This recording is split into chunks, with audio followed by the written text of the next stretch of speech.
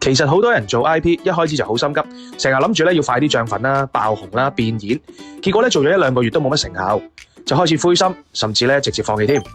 但講真啦，冇嘢係一步登天嘅，好似啲竹咁樣，前幾年喺地面上面都幾乎冇乜變化，但其實佢哋喺地下已經紮根，紮得好深好穩，等到根基穩咗啦，短短幾個月就可以狂飆上去，長到好高好壯，風吹雨打都唔驚冧啊！做 IP 都係咁，你唔可以跳 step，要慢慢打磨自己嘅專業。揾到定位、累積內容同埋口碑，最辛苦嘅係時間成本。你日日要花好多時間去寫啦、拍啦、去剪，但短期內冇乜人睇、冇乜回報就好易覺得我係咪浪費咗時間呢？不過而家就唔同啦 ，AI 可以幫到你。以前要慢慢熬，而家有 AI 嘅工具可以幫你慳翻好多時間，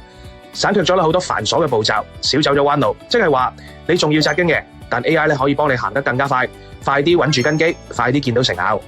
所以做 IP 唔係衝動，係要逐步嚟，穩打穩紮，再加埋啱嘅工具，遲早都會有屬於你嘅爆發期㗎。如果你都想知 AI 點樣可以令你嘅 IP 建立得更加快，記得你喺下面留言 AI， 我就會同你分享更加多嘅方法。